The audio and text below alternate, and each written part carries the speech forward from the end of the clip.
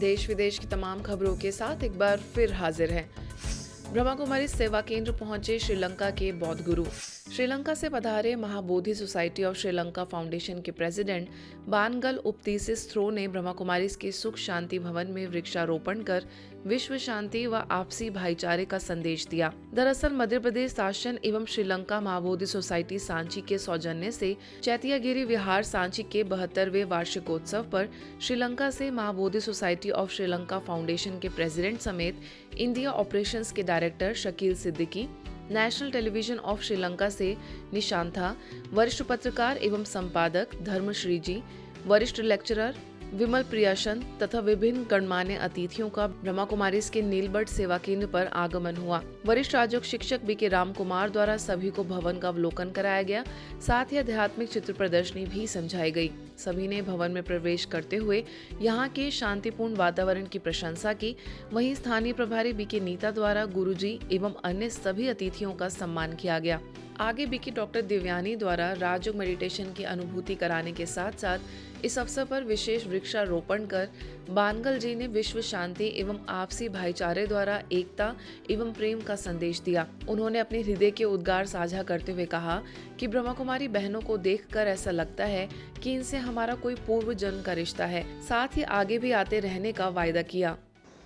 दिन सवेरे से लेकर शाम तक मैं बहुत से लोगों से मिलते हैं। किसी का चेहरा मुझे याद नहीं होता और किसी का नाम भी मुझे शायद याद नहीं है, तो मुझे फोटो लेके कहीं लिखना पड़ता तभी मुझे याद है। लेकिन आप लोगों का तो चेहरा एक बार देखते ही तो पता नहीं मेरे हृदय में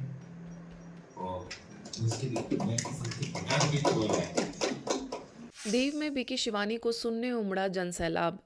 ब्रह्मा कुमारी के दीव और ऊना सेवा केंद्र द्वारा दीव घोगला जेटी पर भव्य कार्यक्रम अच्छे विचार सुखमय संसार विषय पर एक पब्लिक इवेंट आयोजित हुआ। इस कार्यक्रम को मुख्य वक्ता के तौर पर संस्था के अंतर्राष्ट्रीय प्रेरक वक्ता बीके शिवानी को सुनने के लिए करीबन 5000 लोग पहुंचे।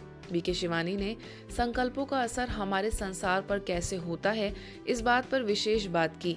साथ ही साथ हमें हमेशा अच्छे संकल्प करने और बच्चों को फोन से दूर रखने की बात पर ध्यान खिंचवाया। इस कार्यक्रम में मुख्य अतिथियों में विशेष दीव के कलेक्टर, ऊना के एमएलए, दीव के म्यूनिसिपल प्रमुख हेमलता बेन, जिला पंचायत प्रमुख रंजी भाई, पद्म अवार्डेड प्रेमजीत भाई, होटल एसोसिएशन प्रमुख यतिन भाई, ऊना के विवेकानंद बापू, राजूला की साध्वी मीना जी समेत स्थानीय कई विशिष्ट जनों एवं ब्रह्मा कुमारी बहनें मौजूद रहीं। बीके डॉक्टर दामिनी ने अपने सुरमई गीतों से सभी का मन मोह लिया। अंत में बीके शिवानी ने राजयोग मेडिटेशन को सीखकर रोज अपने जीवन में उसका उपयोग कर योगी जीवन जीने पर लोगों को प्रेरित किया। आत्मा हूँ। सेकंड, वो हमेशा खुश हैं, उनकी खुशी बढ़ाओ, आदत अपने आप छूट जाएगी। तीसरा, वो हर एक चीज़ जो क्या करते हैं, प्रसाद खाते हैं। बोलिए, वो क्या करते हैं? वो प्रसाद खाते हैं, वो अमृत पीते हैं। वो हर चीज़ जो ग्रहण करते हैं वो सात्विक है और उनका शरीर निरोगी कंचन काया स्वस्थ शरीर है। हर रोज़ करते जाओ, हर रोज़ एक बार सुबह एक बार रात को ये दुआ उनको देते जाओ। सुदेश दीदी जी का फरीदकोट पहुंचने पर भव्य स्वागत। ब्रह्मा कुमारी की संयुक्त मुख्य प्रशासिका राजयोगिनी बी के संतोष दीदी जी का पंजाब के फरीदकोट पहुंचने पर हार्दिक स्वागत किया गया। फरीदकोट के महालक्ष्मी पैलेस कोटकपूरा में संकल्प शक्ति और दुआओं का चमत्कार विषय पर कार्यक्रम आयोजित हुआ, जिसमें पंजाब जोन की निदेशिका बी के प्रेमलता की उपस्थिति में कार्यक्रम का आगाज दीप प्रज्वलन करके किया गया। इसमें पैलेस के मालिक हरीश सेतिया और जगदीश सेतिया परिवार सहित शामिल हुए। बीके सुदेश दीदी ने अपने वक्तव्य में बताया कि हमारे संकल्पों में बहुत शक्ति है।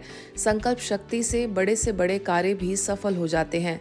इस मौके पर बच्चों ने सांस्कृतिक कार्यक्रम भी प्रस्तुत किया। कार्यक्रम में कोटकपूरा सेंटर प्रभारी बीके संगीता ने सभी का धन्यवाद दिया। सैकड़ों भाई बहनों ने इस कार्यक्रम में शामिल होकर इसका भरपूर लाभ लिया।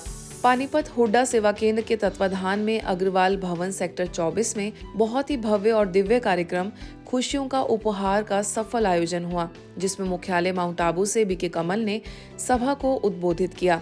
इस अवसर पर टीडीआई प्रेसिडेंट विवेक कात्याल, उद्योगपति राज जगलान, साईं बाबा मंदिर प्रधान सत्यनारायण कंसल, अग्रवाल संगठन के vice president Shiv Kumar Mittal, sector 24 के प्रधान नरेंद्र गोयल सम्मिलित हुए। इस कार्यक्रम में बीके कमल ने बताया कि जीवन सदा खुशियों से भरा रहे, उसके लिए उन्होंने 3C का फॉर्मूला अपनाने को कहा।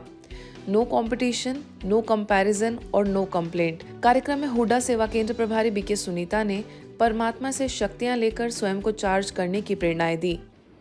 तो आध्यात्मिकता हमें सिखाती है कहाँ कैसे बोलना है, अगर समझाना भी है तो कैसे समझाना है सामने वाले को, क्योंकि हम चाहते हैं जिसको समझा रहे हैं, रियल में तो हम यही चाहते हैं ना, उसके अंदर शक्ति बढ़े, पावरफुल हो, वो उसका जीवन अच्छा हो। लेकिन कई बार हमारा ढंग ऐसा होता है कि बेचारा उसका फायदे की जगह क्या हो जाता है, नुकसान। वो यहाँ था और ज्यादा डाउन हो जाता है हमारी बातों से। हम चाहते थे कि उसकी बैटरी यहाँ होनी चाहिए, लेकिन नीचे हो जाती है। तो जैसे हम कहीं बाहर जाते हैं, मोबाइल की चार्जिंग का ध्यान रखते हैं, सामान का ध्यान रखते हैं कि ये चीज़ ज़रूरी है, ऐसे खुद की चार्जिंग का भी ध्यान रखो।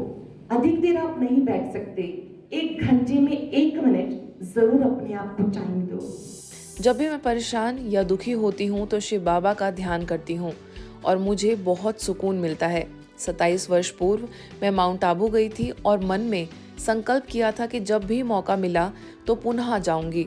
यह बात कही सोनीपत में हल्का राई की विधायक कृष्णा गहलावत ने, जो ब्रह्मा कुमारीज के विश्व कल्याण सरोवर द्वारा आयोजित नया नजरिया नए नजारे कार्यक्रम में संबोधित कर रही थी। साल पहले भी मैं माउंट आबू में एक बार देख के आई थी, उसके बाद मुझे बहुत अच्छा लगा था, मन को बड़ी शांति मिली थी वहाँ जाने के बाद।